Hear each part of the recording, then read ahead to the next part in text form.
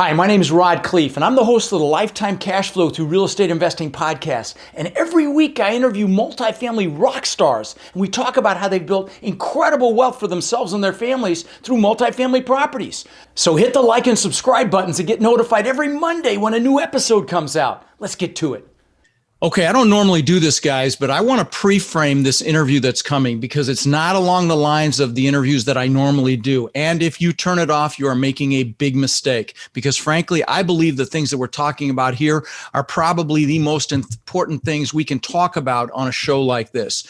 So I hope you enjoy this wide-ranging interview with my friend Peter Sage. Welcome to another edition of How to Build Lifetime Cash Flow Through Real Estate Investing. I'm Khleif, and I'm thrilled you're here. And I'm super excited for the guest that we have on today. His name's Peter Sage, and I was on Peter's podcast not long ago.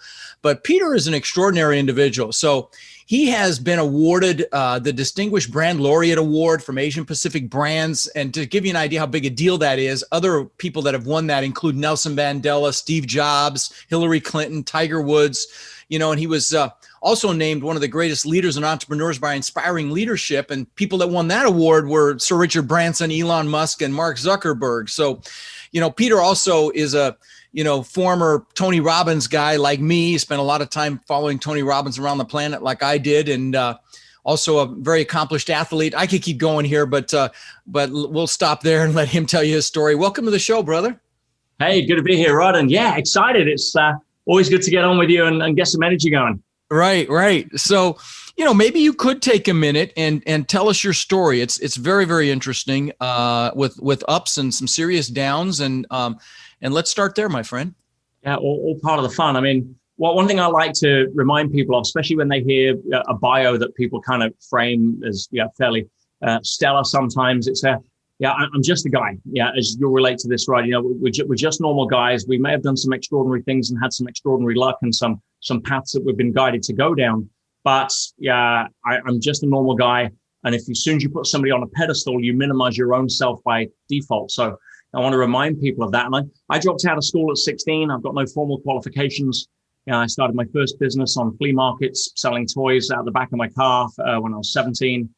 And since then, done a lot, seen a lot, made a lot, lost a lot, had a lot of fun. And I think I've been 26 international companies since that time, 32 years ago.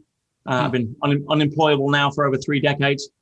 And it's an incredible ride. And I've probably failed more times than I've won, but I like to keep my average number of tries high. And that's really where I'm in. I've had a passion for personal growth. As you said, I worked alongside Tony for 15 years. And learned a huge amount as I've had some other mentors. But for all of that, some of the businesses have failed majestically. Some have worked. Some should have stayed ideas when I was drunk. And pretty much everything in between. So the highs and lows and vicissitudes of life. But hopefully I can pull something out of that and share with your listeners and viewers to hope save some of the mistakes and the pitfalls that I've gone through and give them some tidbits on how to help them. No, I love it.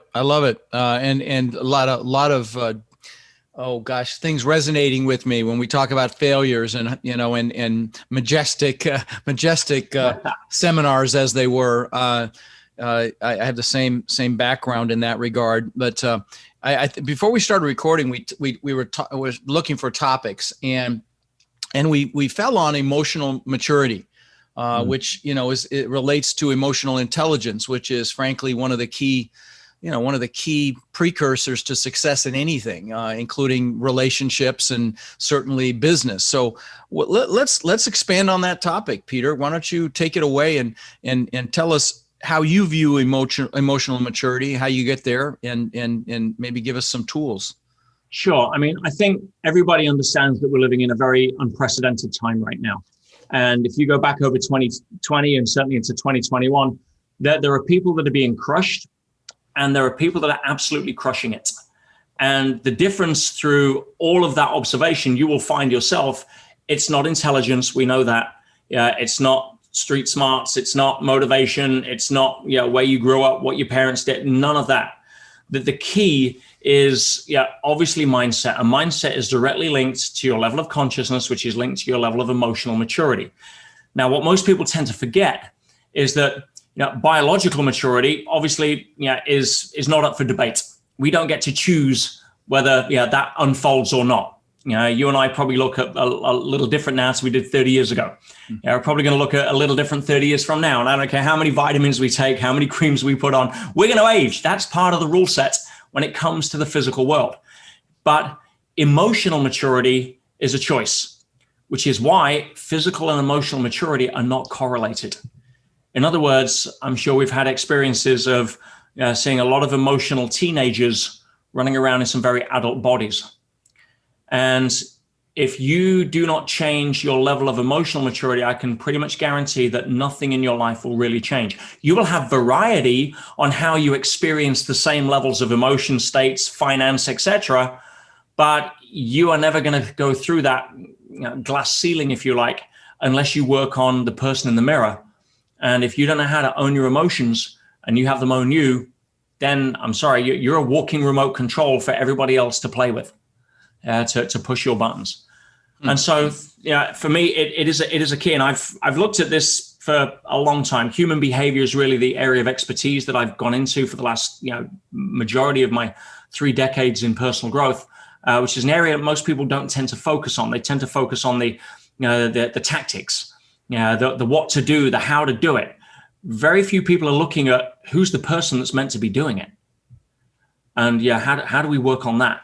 So there's probably, in the time we've got there, I would say there's 3 probably the biggest keys that I would share with your audience that'll give them the most benefit to get some instant practical benefit. Because as I'm sure you're aware, if you don't get the person in the mirror right, nothing else counts.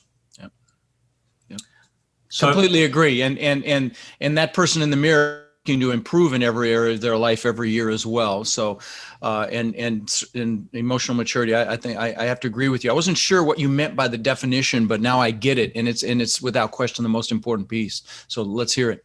100%. Well, I think that the first step out of the 3, that one of the most important days in a human being's life is when they finally become okay not being liked.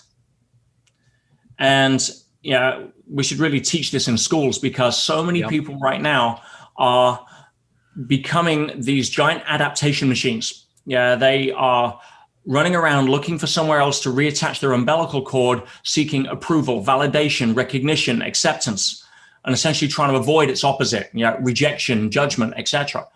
And as a result of that, we lose the very thing that makes us who we are, which is a level of authenticity.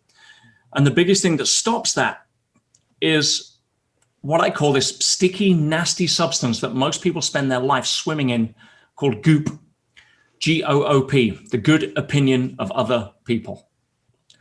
And when you realize how destructive G.O.O.P is, you will realize that most people have spent their entire life adapting to what they perceive to be the approval strategies of others. And I say perceive because they don't even know what they are, right? You know what's really funny is I just crossed my arms, which is a massive defensive move, body language wise, because this is resonating with me so much. I just caught myself. My arms are freaking crossed right now. This is so funny. I'm sorry I interrupted, but please continue. But keep it real. This is resonating. Okay. So one of the things that I share about getting out of G.O.O.P, because it is the first step. If you are still running around, as I say, being a giant adaptation machine, this chameleon, if they don't like me this way, I'll be that way. If they don't like me that way, I'll do if you take it to extreme, the martyr pattern, which unfortunately is more common in women due to their predisposition for nurturing. It's like, I'll give and give and give and give and give. And the subtext is, if I keep giving, no one will reject me.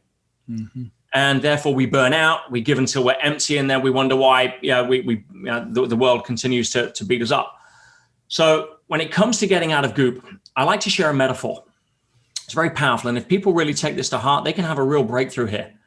And that is that we all star in a movie. And it's the movie of our life. Yes, you are a movie star. You're starring in the movie of your life. Now, I know that you're the star of the movie of your life because you're the only person that's in every single scene of the movie of your life, which means that by definition, everybody else in your movie plays only one of 2 roles. At best, they're a supporting cast. You may have a handful: spouse, kid, brother, best friend, boss, coworker, whatever. The vast majority, 99.9+% of people who appear in your movie are nothing more than film extras in your movie. Now, what is the definition of a film extra? Pretty simple. It's somebody you're not thinking about when they're not in your scene.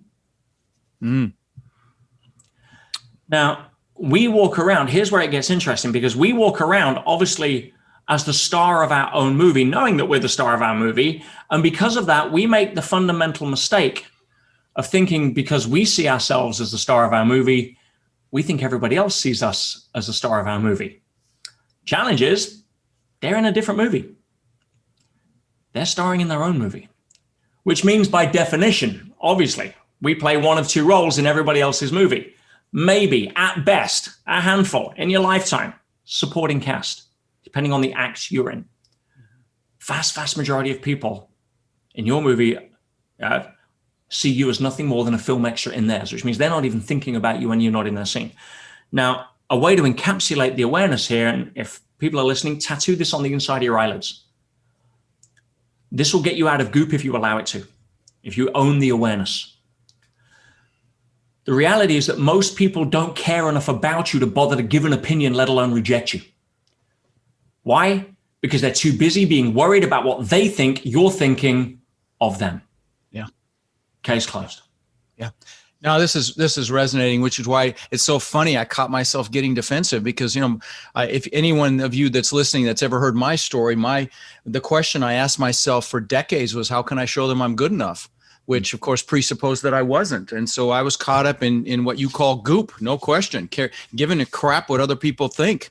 And when you can become free from the opinion of others, that's the ultimate freedom. So that's step one. I love that, buddy. You articulated that so well and had some great analogies and acronyms there to define it. And I love the fact that the reality is that people just don't care that much about anyone but themselves. That's the reality. And it took decades for me to get that memo personally. And I know, there's people listening that still don't have that memo. And I also want to circle back to something you said about, the whole martyr thing with women and because they're nurturers and they want to support and they want to help, but that they get caught in a trap and they feel like that's going to give them that would you expand on that? Actually, I don't know how you want to define that. That's how they become accepted, and they feel like that's how they're going to get love. It's validation. It's validation. Yeah. Okay, got it. Yeah, to prove they're good enough. And the challenge, you can only give from two places. You can give from empty, or a depleting level of love, right? Or you can give from your overflow. And I had a beautiful story one time. I'll relate because it really serves a purpose. And the fact that, I want to imagine that. Let's say, and you and I have certainly been there, that we made the wrong business decision, something went wrong, and we're bankrupt, we're zero, we're more in the hole. In fact, we're homeless, we're walking down the street.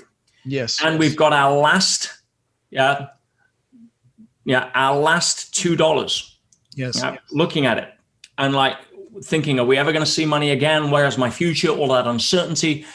And we go in and we're walking down the street and we think it's getting cold. We'll go sit in the public library because it's warm. And we go and we find a little quiet corner and we stick this $2 on the table and we think, what's my life come to?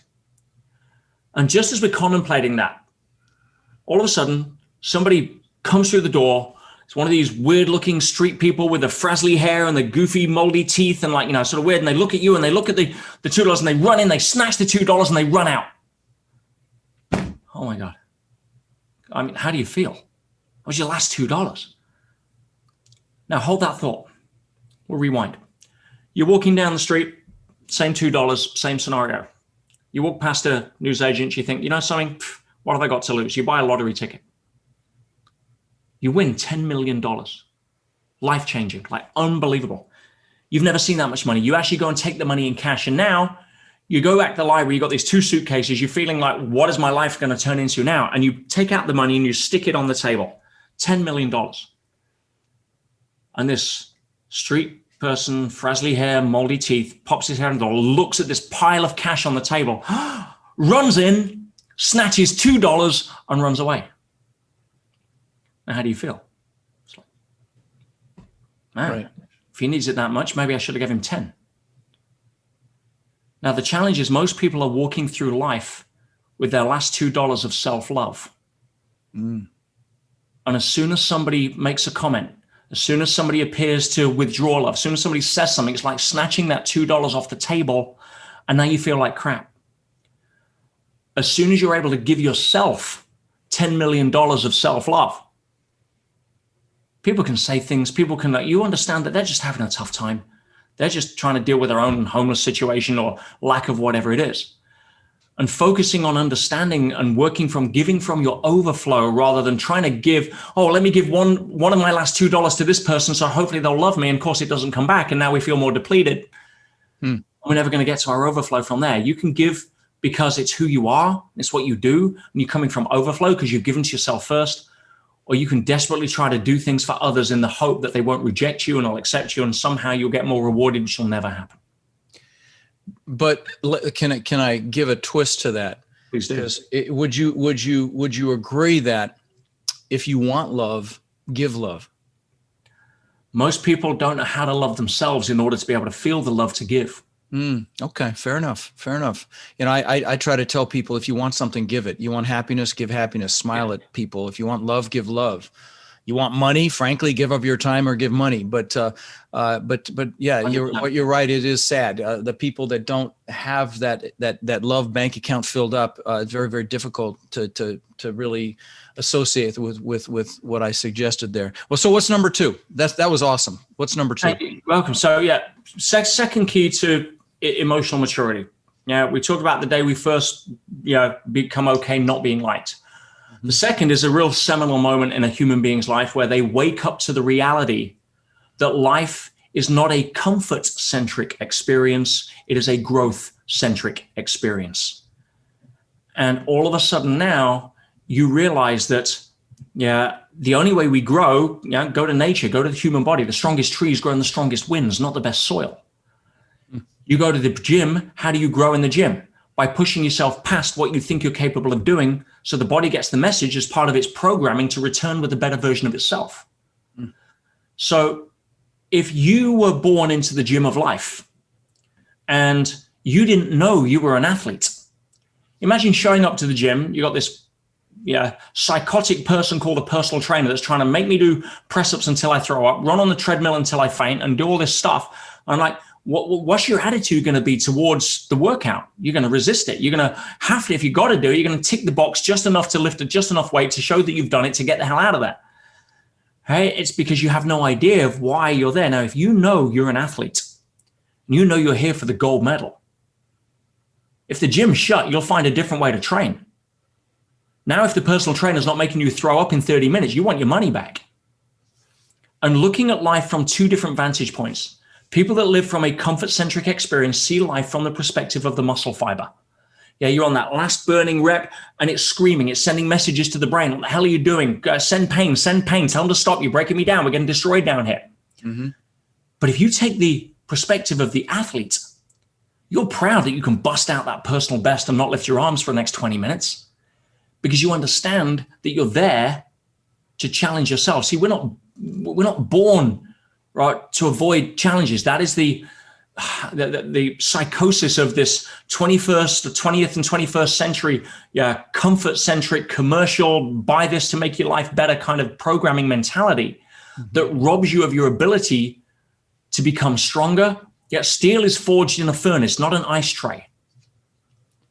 And when we realize that our challenges are our best friends, like in business, your failure is your capital. But to someone who's never been through that, they don't see that. But you can turn and go to the great Napoleon Hill. Every adversity carries with it the seed of an equivalent or greater benefit. Yep. The challenge is so many people are moaning at the adversity, they don't water the seed. Yeah, no, that's awesome. That's awesome. And guys, I didn't mention this in his bio, but Peter's ran in the Marathon des Sables, if I'm pronouncing that correctly. He's recognized the toughest foot race in the world, done numerous marathons, hundreds of skydives. He's a championship marksman. The guy pushes himself, qualified open water diver, championship level rowing, so on and on and on. And when you don't want to be in comfort and you push yourself out of comfort, That's when you build the life of your dreams. You've heard me say it. That magnificent life of your dreams is just on the other side of comfort.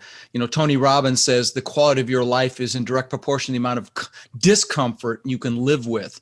So this is not just him spouting stuff here. He lives this. Well, that's awesome, brother. What's number 3? Number 3 is where we recognize that even though we perceive we live in a physical matter reality, outer world follows inner world. Outer world follows inner world. Okay, so please elaborate. Not the other way around. Most people live under the illusion that there is a separate out there, which, according to Einstein, isn't there. We create and project through our consciousness what we perceive to be the outer world. Just like, for example, if you, myself, and let's say a third person, let's say Tony, were playing a computer game, and it was a virtual game, and we met on the game, and you were over where are you right now, in Florida? I'm in Florida, yes, sir. Florida, Tony, let's say, well, Tony's in Florida as well. Let's say he's over in San Diego at his old place, or Fiji, and I'm here in Tenerife, Canary Islands, west coast of Africa, and we would meet in the game. Now, on my screen, I would see you and Tony, but that's not what you would see. You would see Tony and me. Right. What Tony would see would be you and me. See, we all have our own data stream, our own feed that is giving us our version of that game. Welcome to third dimensional virtual reality. So when you realize that the outer world is constantly adjusting and responding to your attitudes, your thoughts, your state of mind, this has been now demonstrated in every decent quantum physics and science lab on the planet, starting with Princeton at Pear Labs, where Einstein spent the last third of his life teaching. It's not shabby about science.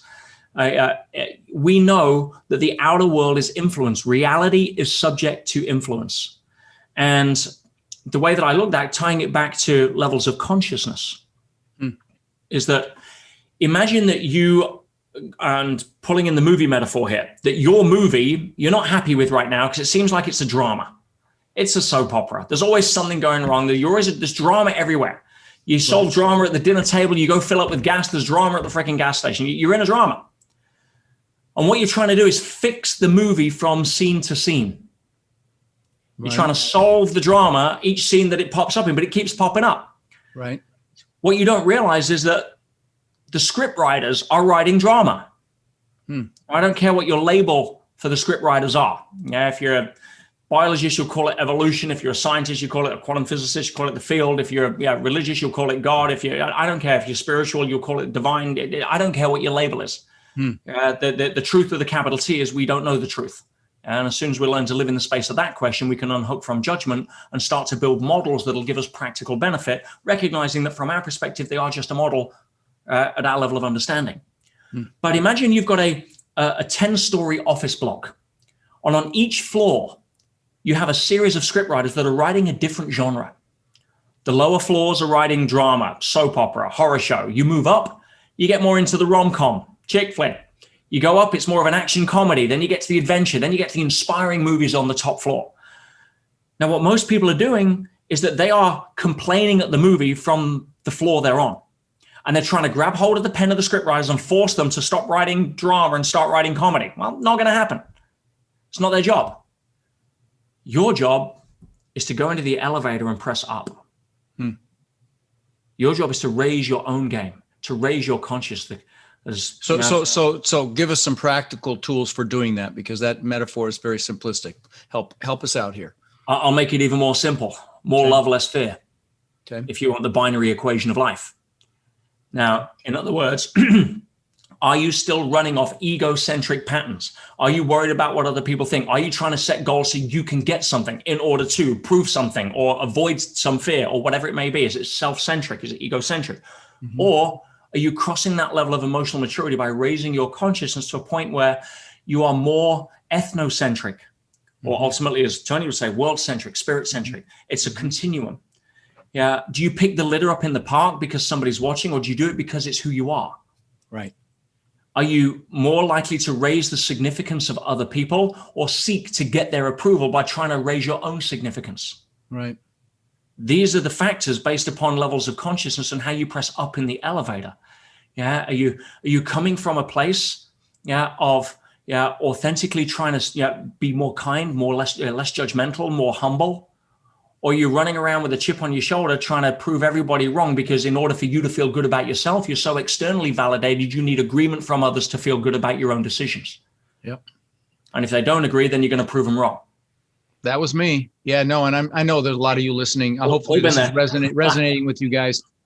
Tony does this incredible exercise at his Date with Destiny program where he gets these different colored hats for different levels of consciousness. And red is the power god, which is obviously the egocentric person. There's, and this is I don't know who the writer was that came up with these levels of consciousness that Tony Spiral Dynamics is Spiral Dynamics. That's it. Yeah. And incredible exercise to see people that feel like they are that person, wear those hats, and then they interact with each other. It's one of the most fascinating parts of the program in my view. But now that's really good stuff, Peter.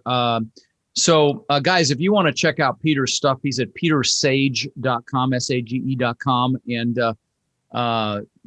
this has really been like crack cocaine for me because I love this stuff. And so, and that's why, Peter and I both spend so much time in that self-development, self-actualization environment because it's what we love. And, so we've talked about emotional maturity and guys, there's no plateau with this. This is something this is, I think, a continual evolution. And like the top of the hierarchy in that example that I was giving that Tony uses is it spirit centric or world centric? The top one. Yeah. Spirit centric, where you just pretty much, could you describe it? You'll do a better job because you talk sure. about this more than I do. I'll break it into 4 levels to make it easy for people. This is the model that I use just to try to make it simple. Perfect. Because Einstein said you can't solve a problem at the same level of consciousness that created the problem. Now it sounds smart. He was smart, but what does it mean? Right. Yeah, because if you're left brain, you think consciousness is a byproduct of brain function, which it isn't. Will never be proven, isn't. Brain doesn't produce consciousness any more than a television produces programs. Or a radio writes music. So on the esoteric side, on the other side of the spectrum, extreme right brain, you've got this, hold hands, come by our, sing to the divine, and all that. And people can't really get a grasp on this for, how does it pay their mortgage next week? So bringing it into a simplistic model that I can share in 2 minutes that'll really allow people to grasp the journey through this. And I call it my 4 levels model. The lowest level of consciousness, what I call to me. And it's the victim mentality. It's like, I would have the life I want, the wife I want, the car I want, the body I want, but everything happens to me. Right. Okay. It's the quintessential victim. And there's no aspiration other than complaining, moaning, and hiding behind a story as to why they can't get the life they want. Now, that is never rewarded in life. Life does not reward the role of victim at any level. Nature will certainly take you out at the knees if you continue to run down that rabbit hole. So a lot of people hopefully grow out of that and move to the next level, which is the level of buy me. Buy me is like, something waiting for my ship to come in isn't working. Thinking life owes me a living is, I'm getting hungry. So if I am going to get the life I want, the car I want, the body I want, the wife I want, whatever it is, it's going to happen by me. And you go from the victim mode to the achiever mode. Got it. And you hustle. You start getting hold of the props on set in your movie and you start making stuff happen. Now, it's pretty exhausting. We've both been there. You're trying to force the world and you're grabbing the world by its throat, and it's, it does what anyone else would do if you grab it by the throat. It tends to resist. You can make some strong inroads, but it'll usually bounce back because you're trying to control. Yeah. The next level is where we really start to realize outer world follows inner world. And that is the level of through me. That's where life starts to flow through you. Things start happening effortlessly. You have synchronicities. Things show up that you couldn't have planned. There's a lot of non-linear left field stuff that just like falls into place without you having to run around demanding. And then the highest level is... No, hold on. Before you move from there. So how does someone get from by me to through me? I will get onto that shortly. Oh, you will. Forgive me. I'm just going to set the 4 levels out. All right, fair enough. Thank you. Fair enough. Thank you. And the fourth level is what I call as me. That's essentially where all the spiritual masters arrived at and taught from. It's essentially a level of oneness, if you want to call it that. Love it. So what do you have to do to go from victim mode to me to achiever mode by me? What have you got to give up? What have you got to replace it with? Simple key. First thing you got to give up is blame. Blame doesn't work in any part of life. Sorry. Yeah, deal with it. I don't care if you were stationary at the traffic lights and somebody hit you at the back. I don't know when you started first. When you first start hanging out with Tony at the events, Rod? Me, 20 years ago. Yeah. 99. About 99, 2000. I'm bad with dates. I mean, you know how bad my memory is, but way back then. You ever in Hawaii? Yes, I was in Hawaii for 9/11. Yeah, and the year before. I was there. Yeah, you were there too. Remember Art Berg? Of course, I remember Art Berg. Yeah, he put him on stage. Art Berg is the guy that became a paraplegic on his way, I think, to go to his to get married or something. Yeah, to his wedding. Wrote a book that The Impossible is just a little harder or something like that. Yeah. Well, the difficult takes time. The impossible just takes a bit longer. Yeah, beautiful soul. I remember this. Just I got to sidetrack for a second. I remember this guy on stage in his wheelchair. He came and spoke to the group there. And the joy and spark and energy and light in his eyes, because I was pretty up front when he was there, was just extraordinary for a man in his circumstances. Anyway, please elaborate on that. Yeah, well, no, but Art Berg was not even driving. His friend was driving the car. That's right. Coming back from Vegas for his wedding, and his friend fell asleep, flipped the car. Art woke up a quadriplegic. Right. And took total responsibility for his life, which allowed him the joy that he had. Yeah. Yeah. And if he can do that, I don't think we've got an excuse. But giving up blame and replacing it with personal responsibility is the key out of to me and into by me. 100% ownership. Love it. Totally. Love it. Okay. So to get out of buy me to through me, which is where most people come to me, my sweet spot is getting people out of buy me is exhausting. Mm-hmm. Yeah, you see a lot of the guys out there, your Grant Cardones, your Dan Peñas, your Gary V's, they're basically teaching people how to get from to me to buy me, same as Tony, or how to get low buy me to high buy me. Yeah. And I own a different part of the market. Yeah. My clients come to me because they're tired of running around the track trying to catch a rabbit they can't catch, not because they're not a good enough greyhound, but by design, the game is rigged so they'll never catch it. And if you're trying to catch the rabbit of fulfillment by running on the track of achievement, it's never going to work. So, and that's the illusion of buy me. I just lost one of my business mentors a couple of months ago, passed away in his mid-60s, sold his last business for $3.6 billion in cash. I'd known him 15 years, never known him earn less than $1 million a day. One of the most miserable, unhappy, overweight, unhealthy people I've ever met. Wouldn't buy you a cup of coffee. I mean, genius at business, and we had some good times together. And I'm not saying anything I wouldn't say to his face if he were here, but that's a lesson on what I don't want to do. Right. But to get out of buy me and get to through me, some people aren't going to like it, because the first thing you got to give up is the need for control. Notice I didn't say control itself, the need for control, because most people are trying to control what they can't control anyway. Wow.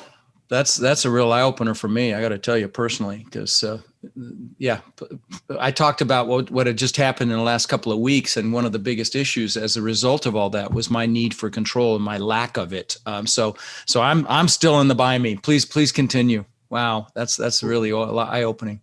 What do you got to replace it with? What? Trust in something bigger than you. Again, I don't care your language. I don't care your metaphor. And I don't care if it's your rendition of Master Yoda. If there's something that is more intelligent than us, that's responsible for me not having to set my iPhone alarm for 4 a.m. to remind me to beat my heart, then there's an intelligence that drives this. Again, without getting into the three-letter word. It can be religion. It can be any spirituality. It can just be spirituality. It can be anything. I love it. Love it. Okay. The travesty of humanity, Rod, is that we've typically gone to war and killed each other over whose label is right. Right. For that intelligence. Even in the very recent past. I mean, this is in the last 20 years or less, people have done it. So it's still today. Yeah. So if you are focused on something that is bigger than you, you're able to give up the need for control because you trust in something, you have faith in something. And faith, I'm not a huge believer in, because faith is the flip side of the coin of doubt, but it's the same coin. If your doubts are bigger than your faith, you will not proceed. If your faith is bigger than your doubt, you will. And that is a dynamic flux. You see that all the time at the start of a firewalk. Yeah. Tony does these firewalks at his first event. That's what he's talking about, where you walk across fire as a metaphor for being able to pretty much do anything. Yeah. I probably put 10,000 people over the coals as a trainer. And yeah, you see the difference between doubt and faith versus knowing. Right. See, when you know, if I was to take my iPod things here, if I was to let go of that, I don't believe they're going to hit the desk. I don't have faith they will. I know. There's a complete absence of doubt. He held it. For those of you listening, he just held something up and dropped it. We just know the gravity's going to take it and drop it. Okay. So trust something bigger than you. Therefore, you're getting out of that egocentric Darwinian survival of the fittest mentality where you think you're alone, and you start becoming part of something bigger. Yeah, you become a servant to your mission, your purpose, to be able to add value to what it is and sing your song, give your gift and focus on there. And things will start lining up. And Tony has another phrase I'll quote here, which is beautiful. He says, power moves to those in direct proportion to their willingness to serve. Yeah. And you'll demonstrate that just by your own life anytime you decide to believe it and act it. Yeah, it's interesting. I say that to people when I interview them for my coaching program, and I ask them, what's the why that's going to get you to take action? And when I hear something that's outside of them, I tell them success is inevitable for you because because power moves to those who serve. Tony's quote. Yeah. So love it. So how do you get from through me to as me, my friend? Well, I'll be talking theoretically here, not experientially, because it's not a place I'm at. And again, just to frame that in a way you mentioned earlier about trying to move forward, I believe that as you said, this doesn't end until your last breath. We're in what I call Earth School. Mm-hmm. We are in a classroom to learn how to grow up, to learn how to love more and let go of fear in ever more challenging circumstances. That's part of our movie script. And if we're low consciousness, those lessons are going to be hard and painful to get our attention off of ourselves. And when we raise our consciousness, the lessons tend to be a little more, they're advanced, but they're not as painful. It's like if you take a Marine and goes through boot camp, he's being kicked out of bed at 3 a.m. for a 10-mile run. He's having to polish his boots till he can see his color of his eyes in them. So it's a lot of BS around that. Mm-hmm. You go to special forces, you take a Green Beret. That's not happening. You take a Navy SEAL. That's not happening. They're expected to look after their own fitness. They're expected, there's none of that BS going on. They're learning more advanced stuff. Right. And it's kind of the same with consciousness. You raise your consciousness to more special forces level, you're not going to get the painful idiot lessons that have to slap you around at 3 a.m. to get your attention off yourself. So to move from through me to as me, one of the first things we need to give up is the illusion of separateness. The illusion of separateness? Love illusion of separateness. Got it. Yeah. We live in a fractal universe. We know that. And if you take the human body as an expression of that, if you take a red blood cell and a white blood cell, and they meet in the artery, and let's supposing they could communicate, which they do, but let's say they could communicate with language. One says, hey, white blood cell, how you doing? Hey, red blood cell, what's up? Now, both of them would have a sense of individuation about themselves as opposed to each other, correct? Mm-hmm. Born at different times, different colors, different jobs to do. One goes and takes out bacteria, the bloodstream, dumps it in the lymph. The other one collects hemoglobin and from the lungs delivers it to the heart. And they're going to die at different times. I mean, complete sense of individuation. Now, if you chunk up to a higher level of awareness where we are, we don't throw a funeral every time a blood cell dies. Right. We see it as an innate part of something much bigger called a body. Now, what if, as a possibility, you and I were just individual blood cells in the universal body of consciousness? How would that? Born at different times, different colors, different missions, different journeys around the body of universe. If I knew that you were part of the same, which is what every spiritual teacher is taught, by the way. Right. Buddha taught it as truth from self-enlightenment to love. Jesus taught it love to self-enlightenment and truth. Mm-hmm. So if you look at give up the illusion of separateness, what have you got to replace it with? There's only one thing. It's unconditional love. Tying back to what we said about love, the reason most people don't have unconditional love for themselves, let alone anybody else, apart from a mother and her children, if she's high on oxytocin, right, then it's because of our own history. How old is your earliest memory, Rob? Quick one. Oh, I don't remember what happened 3 weeks ago, so that's not a good question for me. But average person's earliest memory, maybe 4, 5, 6 years old. Yeah, 6 is probably. Yeah. Now, here's where it goes wrong. So you take a baby. When a baby's born, it can't do any wrong. Right. It cries at 3 a.m. It's inconvenient, but you don't stop loving the baby. It's what babies do. Right. Your partner hands it to you. You're just going to work. You got your suit on. So she hands the baby while she ties her shoelaces. The baby throws up on your suit. It's inconvenient. You don't stop loving the baby. It's what babies do. Right. You don't expect the baby to lie there 3 a.m. and say, you know something, Mom, Dad's had a tough couple of nights. I'm hungry, but I'm going to wait till 7. That doesn't happen.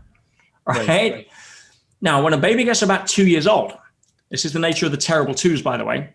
I'll wrap this up in a example I think most parents can relate to.